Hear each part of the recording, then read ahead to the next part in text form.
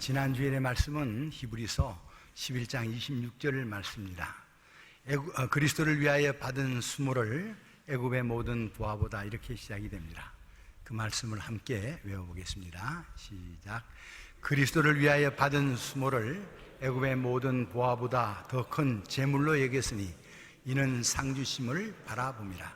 히브리서 11장 26절 말씀, 오늘의 말씀을 함께 읽어봅니다. 시작. 그러므로 예수께서 자기를 믿은 유대인들에게 이르시되 너희가 내 말에 거하면 참으로 내 제자가 되고 진리를 알지니 진리가 너희를 자유롭게 하리라. 요한복음 8장 31절 32절 말씀. 어제는 광복 70주년 광복절이었고 오늘은 우리가 그 70주년을 기념하는 기념주일로 이렇게 예배를 드리고 있습니다. 성경에서는 7이라고 하는 것을 의미 있게 생각을 합니다. 성경에서 숫자들은 3 그러면 성부, 성자, 성령, 그 삼위일체, 그래서 하나님을 이야기하고 4 그러면 동서남북, 그래서 3은 하늘의 숫자요, 4는 땅의 숫자라. 3과 4를 더한 7은 7은 완전수라. 그렇게 이야기를 하며 의미 있게 생각을 합니다. 또 70이라는 숫자도 성경은 꽤 의미 있게 생각합니다. 왜냐하면 이스라엘 백성들이 바벨론 포로로 잡혀가 있는 동안에 70년이 지나면 다시 회복시키겠다 하는 그런 하나님의 약속대로 70년이 지난 뒤에 바벨론에서의 포로가 회복되는 그런 일이 일어났습니다. 예레미야 25장 11절 12절에 보면은 여호와의 말씀이니라. 70년이 끝나면 내가 바벨론 왕과 그 나라와 갈대아인의 땅을 그 죄악으로 말미암아 벌하여 영원히 폐허가 되게 하되, 이렇게 말씀하신 것처럼 이스라엘 백성들이 바벨론에서 70년 동안 포로 생활하고 난 뒤에 이제 이렇게 자유를 다시 자기 나라로 돌아오게 됐던 그런 역사적인 사실이 있습니다. 그래서 그동안 기도하시던 분들은 우리나라도 남북이 분단된 지 70년이 되면 하나님께서 혹 통일의 기쁨을 허락해 주시지 않겠는가, 그런 마음을 가지고 그동안도 많이 기도해 왔습니다. 지금도 우리가 이렇게 70년이라고 하는 세월이 지나면서 남과 북이 평화롭게 통일이 됐으면 하는 그런 열망과 그런 소원을 안고 우리가 하나님 앞에 예배드리고 또 그런 기원을 하면서 하나님 앞에 기도하고 또 예배드리고 있는 것입니다. 로마서 1장 16절 이하에 보면은 내가 복음을 부끄러워하지 아니하노니, 그러면서 이 복음은 믿는 자에게 구원을 주시는 하나님의 능력이 되기 때문이라, 이런 말씀을 합니다. 광복절을 기념하는 주일에 우리 신앙생활 하는데 아주 중요한 개념 4가지를 생각을 하면서 함께 은혜를 나누고자 합니다. 그 중요한 개념들을, 첫째는 복음, 둘째는 구원, 셋째는 믿음, 그리고 자유, 이런 개념들을 오늘 생각을 하면서 함께 은혜를 나누고자 하는 것입니다. 바울 사도는 내가 복음을 부끄러워하지 아니하노니, 이렇게 말씀하고 있습니다. 복음이라고 하는 말의 뜻은 기쁜 소식이라는 뜻입니다. 근데 이제 이 기쁜 소식이 복음인데 이 복음의 내용이 뭐냐? 그럴 때 누가복음 2장 10절에 보면은 온 백성에게 미칠 큰 기쁨의 좋은 소식을 너희에게 전하노라. 그래서 온 백성에게 미칠 큰 기쁨의 좋은 소식, 복음인데요. 이 소식은 예수 그리스도가 이 세상에서 태어나는 소식에 대해서 천사가 양을 지키는 목자들에게 전해준 그런 소식입니다. 여러분, 기쁜 소식은 사람들마다 각각 다를 수 있어요. 취업을 준비하고 있는 사람들에게 취업 시험을 봐두는데 합격 통지서가 왔다. 그러면 엄청 기쁜 그런 마음을 가지고 누가 이번에 취직됐다, 그런 마음을 가지고 이야기를 합니다. 며칠 전에도요, 어떤 어머니로부터 이런 이야기를 들었어요. 태어날 때부터 몸이 약한 부분이 있어서 아이가 오랜 동안 이제 병원에 다녔습니다. 늘상 병원에 가면 다음엔 또 언제 오라, 다음에는 언제 오라. 그래서 10년이 훨씬 넘는 기간 동안을 늘 병원에 이렇게 다녔는데, 지난번에 의사 선생님이 이제는 병원에 올 필요 없다, 다 나았다, 그런 이야기를 들었대요. 여러분, 10년이 넘는 기간 동안 병원에 다음에 언제 오라, 다음에 언제 오라 그래서 항상 병원에 다녀야 되는 그런 아이로 알았는데, 이제는 다 나았으니까 병원에 올 필요가 없습니다. 여러분, 이런 이야기를 듣는 어머니의 마음은 날아갈 것 같은 그런 기쁨이 차오르는 것 같을 것입니다. 기쁨의 소식은요, 기쁜 소식을 전해 듣는 것도 기뻐요. 누구에게 기쁨이 있으면 그걸 또 소식을 전하고 싶은데, 그런 소식을 전하는 소식도 기쁨입니다. 바울이 복음을 전하는 것은 이 복음을 통해서 놀라운 역사들이 일어나는 것을 믿기 때문에 복음을 전하는데, 그 복음을 내가 부끄러워하지 않는다, 이런 표현을 하고 있습니다. 사실 바울은 로마서에 몇 번이든지 가고 싶은 그런 열망이 있었으나 그 길이 막혔어요. 그 이야기를 앞부분에 하고 있습니다. 그래서 나는 로마인이나 헬라인이나 유대인이나 누구에게든지 나는 빚을 지고 있는 사람이라, 그런 마음을 가지면서 내가 복음을 부끄러워하지 아니하노니, 이런 말씀을 하고 있습니다. 바울 사도가 사도로 부름을 받고 이방인의 사도로 부름을 받아서 복음을 전하러 나갈 때 유럽 쪽으로 가고자 했어요. 아시아 쪽으로 참 가고자 했습니다. 그런데 그 길이 막혔어요. 그런데 환상 중에 마게도냐 사람이 손짓을 해서 자기를 부르는 그런 모습을 보게 됩니다. 그래서 마게도냐 지방으로 가서 복음을 전하는데, 마게도냐 지방의 첫 성이 빌립보 성이에요. 빌립보 성에 가서 복음을 전하는데 보니까 귀신 들린 사람이 있어요. 그래서 귀신을 쫓아냈습니다. 그런데 그 귀신 들린 사람을 데리고 돈을 버는 사람이 있었어요. 그 사람이 점을 잘 해가지고 돈 버는 사람이 있었는데, 귀신이 나가고 나니까 이제는 더 이상 돈 벌 수가 없게 됐어요. 그래서 바울을 고발을 했습니다. 그래서 바울은 관가에 잡혀가서 큰 매를 맞고, 그리고 감옥에 이제 갇히고 착고가 채이고 하는 그런 어려운 일을 겪었습니다. 빌립보에서는 이런 일이 있었는데, 물론 그 바울 그 감옥 속에서도 또 하나님께서 역사하셔서 간수가 구원받는 그런 일들이 일어납니다. 그 다음에 간 곳이 이제 데살로니가에 갔는데, 데살로니가에 가서 추방을 당했어요. 그 다음에 또 베레아에 갔는데, 거기서도 또 몰래 할 수 없이 탈출을 합니다. 아덴에 가가지고 복음을 전하는데도 조롱을 받았어요. 이런 여러 가지 일에 대해서 이제 복음을 전하다가 어려움을 겪는 일들을 보면은, 아유, 나는 이제 할 만큼 했습니다. 이제 다른 사람 보내려면 보내세요. 뭐 충분히 그럴 수도 있겠는데, 바울 사도는 그렇게 생각하지 않고 나는 빚을 지고 있는 사람이라, 이런 마음을 가지고 나는 복음을 부끄러워하지 않는다, 그렇게 표현하고 있는 것은 복음의 능력을 믿었습니다. 믿는 자에게 구원을 주시는 하나님의 능력이기 때문이라, 이렇게 말씀하고 있습니다.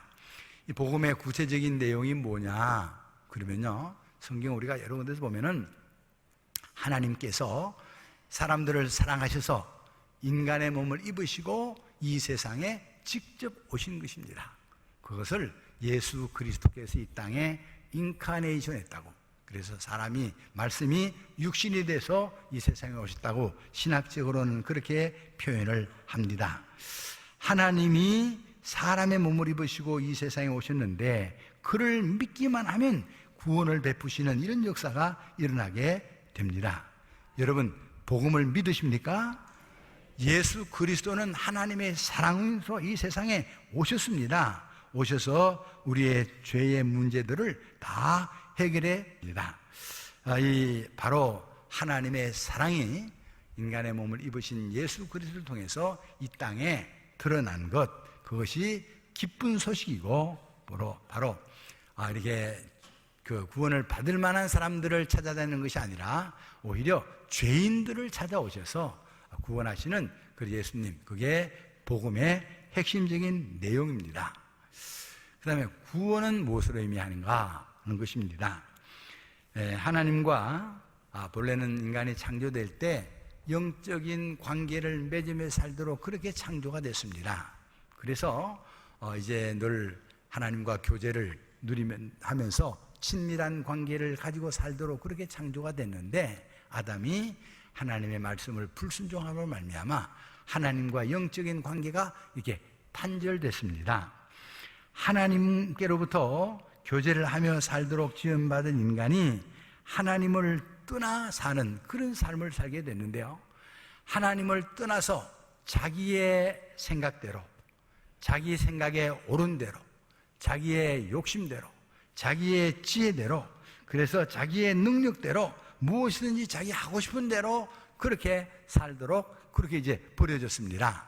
그게 참 신기한 것은 자기가 하고 싶은 대로 다 하면 굉장히 행복할 것 같은데, 그런데 자기가 하고 싶은 것을 다 해도요, 그래도 행복할 수가 없습니다. 왜냐하면은 우리가 하나님의 속성을 지닌 하나님의 형상을 닮은 존재이기 때문에 이 하나님을 떠나서 자기 마음대로 다 하면은 결국은 우울증도 걸리고 자기 하고 싶은 대로 다 했는데도 불구하고 행복한 게 아무것도 없어요. 그래서 우리가 인간은 죄의 존재로 살아가면서 하나님을 떠나서 사는 죄인으로서는 살아갈 수가 없습니다. 그래서 하나님께서 그를 죄로부터 건져주셔야 돼요. 구원해 주셔야 될 그럴 존재로 우리가 지금 살고 있습니다. 의인은 없나니 하나도 없다고. 그래서 우리는 다 구원받아야 될 존재인데 죄로부터 구원을 받아야 될 존재입니다. 인간은 자기 이 조상적부터 지은 그 죄에 대해서 자기들이 할 일이 별로 없어요. 이미 하나님께서는 인간을 사랑하셔서 예수님을 통해서 이 죄의 문제에 대해서 완전한 해결책을 다 가지고 계십니다. 그분이 우리 대신 십자가에 달려 돌아가셔서 보혈의 피를 흘리시고, 이제 우리는 그분을 믿기만 하면 그분이 흘려놓으신, 그분이 이루어 놓으신 죄에 대한 모든 일들이 우리에게 미치도록, 그래서 우리는 용서받은 그런 죄인으로, 용서받은 죄인으로 삶을 살아가도록 그렇게 만들어 놓으셨습니다. 그 영향이 우리에게 미치는데 우리가 할 일은 죄를 고백하면 되고 죄를 자백하면 됩니다. 만일 우리가 우리 죄를 자백하면 그는 미쁘시고 의로우사 우리 죄를 사하시며 우리를 모든 불의에서 깨끗하게 하실 것이라. 요한일서 1장 9절 말씀에 이런 말씀이 약속하고 있습니다. 이런 약속대로 우리가 하나님 앞에 나와서 주님을 받아들이고 그분이 이루어 놓으신 그 사건을 믿기만 하면 죄로부터 용서받는 그런 역사가 일어나게 되는 줄로 믿습니다. 그 다음에 인간에게 있어서 또 어려운 일들은요, 인간에게 있어서 고통은 질병으로부터의 구원입니다. 예수께서 이 세상에 계실 동안에 모든 약한 것과 모든 병을 고쳐주셨다고 마태복음 8장 16절에서 말씀을 하고 있습니다. 또 예수님은 귀신을 다 쫓아내시고 그리고 병든 자를 다 고치시는 이런 일들을 하고 있습니다. 예수님 당시나 지금이나 사람들 사이에 이렇게 질병 문제는 엄청난 고통을 가져다 주고 있습니다. 만약에 내가 아침에 이렇게 자고 일어났는데 발을 다 움직여 봐도 아무 데도 아픈 데가 없다. 나는 약을 먹는 게 아무것도 없이 그냥 밥만 먹고 살아가는데도 내가 건강하게 잘 지내고 있다. 여러분 60이 넘어서 그런 분들이 계시면요, 엄청 큰 축복을 받은 줄로 믿으시기 바랍니다. 우리가 이렇게 몸에 아무런 질병 없이 약도 안 먹고 그렇게 의존하지 않고 살아가는 것은 건강에 큰 축복을 받으면 틀림이 없습니다. 우리가 이렇게 고칠 수 없는 그런 질병들도 있습니다. 의사들이 치료할 수 없는 그런 질병들도 물론 있습니다. 그러나 하나님이 치료하지 못하는 질병은 없습니다. 나는 너희를 치료하는 여호와라, 그렇게 말씀합니다. 출애굽기 15장 26절에 이야기하고 있고, 그리고 복음이 증거되는 곳마다 이런 치유의 역사가 일어나고 있습니다. 제가 그저께도 이렇게 날씨가 더워서 오랫동안 병석에 계신 분들을 이렇게 한 분씩 신방을 해봅니다. 그런데 이제 오랫동안 병석에 계신 분들은 이렇게 말해요. 목사님, 안경을 2개씩 써도 안 보입니다. 부인이 뭐라고 이야기하는지 자꾸 이야기를 하는데 안 들리니까, 귀가 안 들리니까 내가 대답을 제때제때 못하니까 또 대답도 안 한다고 또 야단을 치고 뭐 그런다는 거예요. 그래서 뭐 그래도 야단치도 안 들리니까 이제 그 마음속에 이게 자꾸 들리지도 않고 눈도 안 보이고 이제 나이가 많아지면 그런 때가 누구에게도 또 찾아옵니다. 우리가 건강하게 살아가는 건 하나님의 축복인데 복음이 증거되는 곳마다 예수님께서는 이 치유하는 역사를 일으켜 주셔서 그 병을 고쳐주시고 깨끗하게 해주시는 이런 역사를 일으켜 주신 줄로 믿습니다. 우리가 하나님을 숨기고 예수 그리스도를 믿으면 질병으로부터도 구원받는, 치유함을 받는 이런 역사가 일어나게 됩니다. 어디로부터 구원해 주시냐? 예수님께서는요, 우리를 가난으로부터도 구원해 줍니다. 지금은 사람들이 우리가 얼마나 가난하게 살았는지 잘 모르고 사는 사람들이 꽤 많습니다.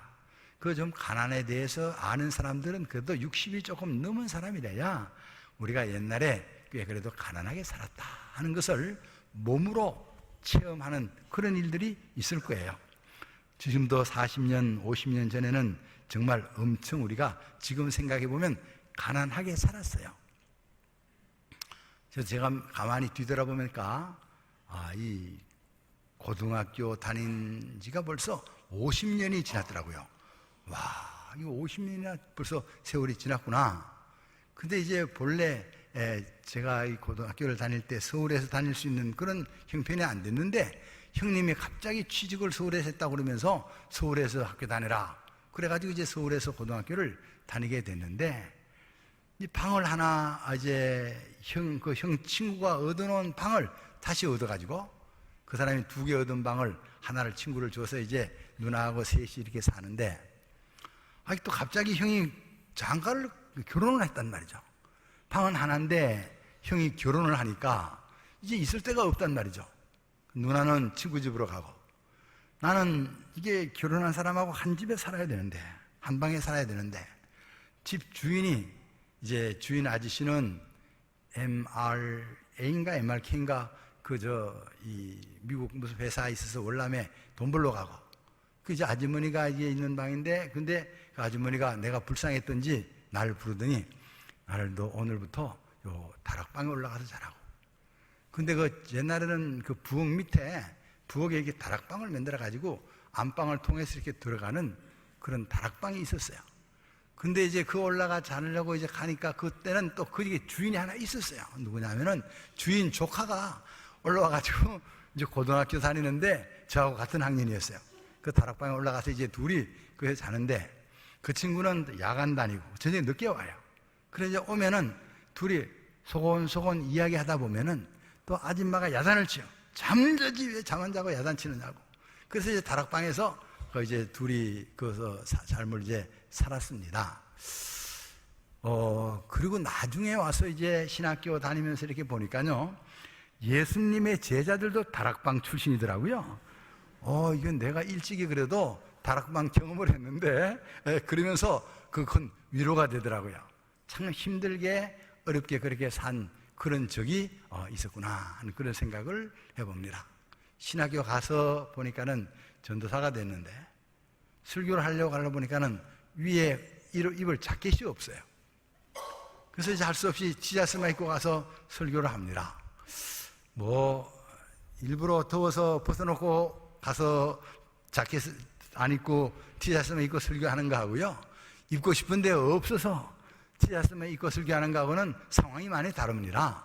그래서 이제 봉천동 그는 삼국대기 있는 교회에서 티셔츠만 입고 설교를 했는데 제가 나중에 이제 미국에 무슨 일이 있어서 가가지고 미국 교회에 가보니까 미국 목사님들은 주일날도 티셔츠만 입고 설교하더라고요. 그래서 저거 내가 원조인데 그런 얘기를 마음속에 하면서 이게 무슨 옷을 입었든지 하여튼 그렇게 가난하게 살았던 그런 기억들이 우리가 있습니다. 여러분 우리가 지난 세월을 뒤돌아보면은 다 가난했어요. 나만 가난했던 게 아니라 다 가난했는데 예수 그리스도를 우리가 믿고 나면은 하나님께서 그 가난으로부터도 건져주세요. 그래서 부유하게 해주신 줄로 믿습니다. 지금 이렇게 아내가 이렇게 주일마다 찾아주는 이런 옷들을 입고 나오면서 제 마음속에 오늘은 뭐 입을까 할 정도로 여러 개의 옷이 있는 것을 보면서 옛날에 저거 하나가 없어가지고 그런 마음들을 졸이고 살았던 그런 적이 있었는데, 이런 생각을 해보면서 하나님이 우리를 얼마나 풍요롭게 하셨는가 하는 그런 마음을 가지게 됩니다. 예수께서 오신 목적은 이렇게 말합니다. 내가 온 것은 양으로 생명을 얻게 하고 또 풍성히 얻게 하는 것이라. 그래서 우리가 다 가난으로부터도 구원받고 싶거든 신앙생활 잘하고 예수님을 잘 믿으세요. 그 하나님이 우리를 풍요롭게 해줄 줄로 믿습니다. 예수님은 우리를 무지에서부터도 건져주십니다. 우리가 지혜롭지 못하고 또 이게 알지 못하고, 이 무지가요 엄청난 고통과 불편함을 가져다 줍니다. 제주도서 목회할 때 처음에 지금도 우리가 이렇게 구역 예배를 드리고 나면은 성경 몇 장 읽었어. 그래가지고 우리가 영성 온도 높이는 것처럼 몇 장 해가지고 주보에 이렇게 몇 장을 냅니다. 그건 제가 처음 목회 시작할 때부터 그 일을 했습니다. 그 일을 전도사 때 이제 처음 시작을 했는데, 그 일을 하고 나서 그 다음 주일에 할머니가 교회를 안 나오는 분이 있었어요. 그분은 이렇게 결석할 분이 아니세요. 또 결석하면 미리 온다고 결석한다고 얘기하실 분인데 안 오셨어요. 맨 앞에 앉는 할머니인데, 근데 이게 이상하다. 그래서 그 다음 이제 주간에 신방을 했습니다. 신방을 하니까요 화가 이렇게 나 있어요. 그리고는 돌아앉는 거예요. 신방 안 받겠다는 거예요. 그래서 한참 앉아서 있었어요. 할머니 마음이 좀 이렇게 풀 때까지 앉아 있어서, 그렇게 이제 지난주일에 교회를 안 나와서 내가 신방을 왔습니다. 그랬더니 나 이제 교회 안 다닐 거야. 교회 안 다닐 거라고. 그래서 왜 그렇게 생각을 하냐 그랬더니, 내가 글 모른다는 사실을 매주일 구역장 앞에서 소문 내야 되겠냐? 이젠 부끄러워서 더 이상 교회 다닐 마음이 없다. 그렇게 얘기하는 거예요. 그래서 왜 그러는가 하고 이야기 물었더니 할머니가 글을 모르는 거예요. 내가 글 모르는데 구역장에 나 성경 안 읽었습니다, 못 읽었습니다, 그 이야기를 매주일 가서 구역장한테 이야기를 해야 되면 내가 글 모르다는 거 소문내는 거 아니냐, 그런 말씀을 하세요. 그래서 저는 생각지도 못한 이야기였어요. 그런데 이제 가만히 앉았다 보니까 하나님이 지혜를 주세요. 집사님, 우리 어머니도 글을 모릅니다. 그러니까 나를 똑바로 쳐다봐요. 전도사 어머니가 글을 모른다니 이게 말이 되냐? 그래서 우리 어머니도 학교를 가본 적이 없고 글을 모르는 사람입니다.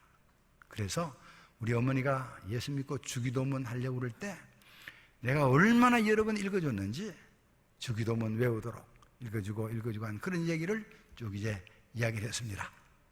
그러면서 하나님이 지혜를 주셨어요. 그 할머니가 돈은 좀 있거든요. 또 기도 좀 세고 손자도 있어요. 그래서 손자 용돈 주는 셈 치고 성경 한 장 읽어주면 100원 그래가지고 손자한테 좀 읽어달라고 그래라. 그럼 뭐 이왕 용돈 주는 거 있지 않냐.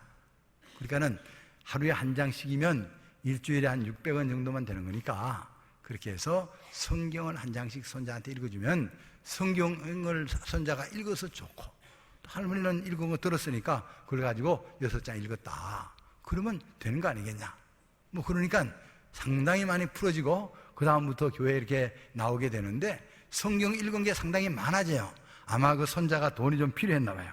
그래서 자꾸 성경을 읽어줘가지고 그렇게 해서 이제 이렇게 또 이 무지하다는 거요, 이게 어렵습니다. 일산에 와서도 그런 일이 있었어요. 어떤 순에 할머니가 글을 모르는 분이 있었어요. 근데 이 순자님이 지혜로웠어요. 그래서 매주일 글자를 한 자씩 큰 이렇게 게다가 써다가 줬어요. 벽에다 붙여놓고 이게 김자라. 그리고 할머니 이름부터 가르쳐 준 거예요. 김자라. 그러면 성경에 김자만 찾아라는 거예요. 한 장 찾아가도 김자 여기도 있네, 여기도 있네. 그럼 넘어가고 그 다음에 또 이래가지고 예자를 가르치고 그 다음에 숫자 가르치고 님자 가르치고 한 주일에 한 장씩 가르쳐가지고 그렇게 글을 가르치기 시작했어요. 그런데요 1년쯤 지나니까 성경을 더듬더듬 읽는 그런 모습으로 바뀌어졌어요. 여러분, 예수를 믿으면 무지로부터도 구원받는 그런 역사들이 일어나게 된 줄로 믿습니다. 지금도 지방에 있는 그 분들 가운데 교회에 나오시는 분들을 전도사님들이 글을 가르치고 또 목사님들이 글을 가르치는 분들이 계세요. 그분들이 교회에서 글을 배우고 난 뒤에 물어봅니다. 글을 배우고 난 뒤에 좋은 게 뭐 있습니까? 그러면요, 엄청 좋다고. 이게 뭐냐? 그러면요, 시장에 가가지고 멀리 시장에서 버스를 타고 와야 되는데, 전에는 버스 탈 때 이게 우리 동네로 가는지 남의 동네로 가는지 몰라가지고 늘 우리 동네 사는 사람이 탔나 안 탔나 보고, 우리 동네 사는 사람이 탔으면 얼른 타고, 안 탔으면 그냥 우리 동네 사는 사람이 올 때까지 기다려가지고 그렇게 버스를 탔는데, 어느 날은 하도 바빠가지고 갑작스레 타고 보니까 우리 동네 사람들이 아무도 없더라는 거야. 근데 가는데 버스가 남의 동네로 가는데 내가 글 모른다고 이야기할 수도 없고 못할 수도 없고 막 얼마나 속상해가지고 그랬는데, 지금은 우리 동네에 가는 버스 글을 딱 읽으니까 그 탈 때마다 기분이 좋다고. 여러분, 우리가 예수님을 믿으면 하나님께서는 우리에게 지혜를 주시고요, 또 무지로부터도 구원해 주십니다. 여호와를 경외하는 것이 지혜의 근본이라. 그래서 우리가 하나님을 경외하면 이런부터 구원받는 그런 역사들이 일어나는 줄로 믿습니다. 그리고 이 믿는 자에게 구원을 주시는 하나님의 능력이 때문이라. 그래서 이 믿음에 대한 이야기를 조금 하면요, 이 모든 하나님의 약속이 다 이 믿음을 통해서 내 것이 됩니다.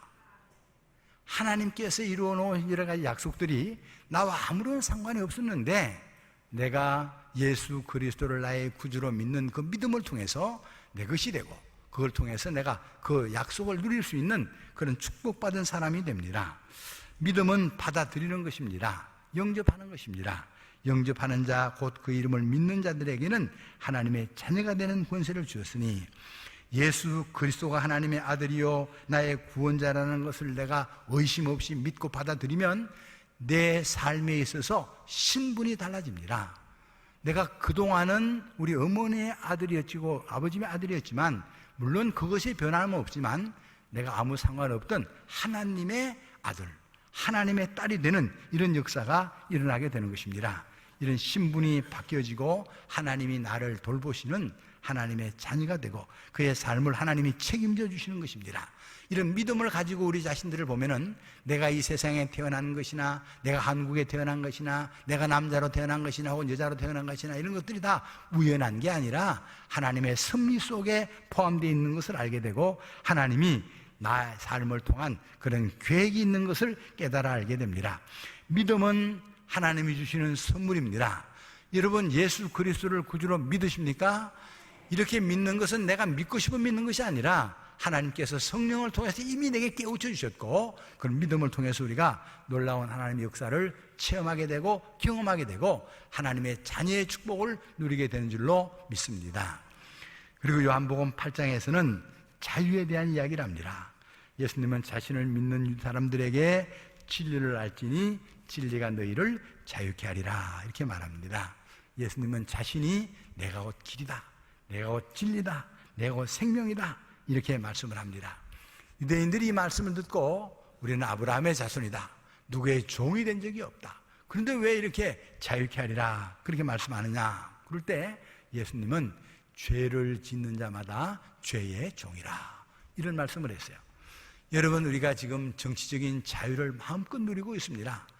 우리나라처럼 이런 많은 자유를 누리는 사람들은 이 세상에 몇 나라 없습니다. 우리는 엄청난 정치적인 자유, 경제적인 자유뿐만 아니라 이런 자유를 누리고 살아가고 있는 사실입니다. 그런데 또 무슨 자유가 필요할까? 그런데요, 이런 자유 속에서도 사람들이 자유를 누리지 못하는 사람들이 있습니다. 죄를 범하면 죄의 종이 됩니다. 술을 많이 드시고 또 드시고 또 자꾸 드시고 그러면 술의 노예가 됩니다. 그래서 더 이상 술을 들지 않고는 살아갈 수 없는 그런 사람으로 바뀌어져서 술의 노예가 됩니다. 어떤 사람은 마약의 노예가 되는 사람도 있습니다. 그걸 마시지 않고 그걸 먹지 않으면 살아갈 수 없는 그런 노예가 됩니다. 저희가 아는 사람들 중에도요, 또 이렇게 경마에 중독된 사람들도 있습니다.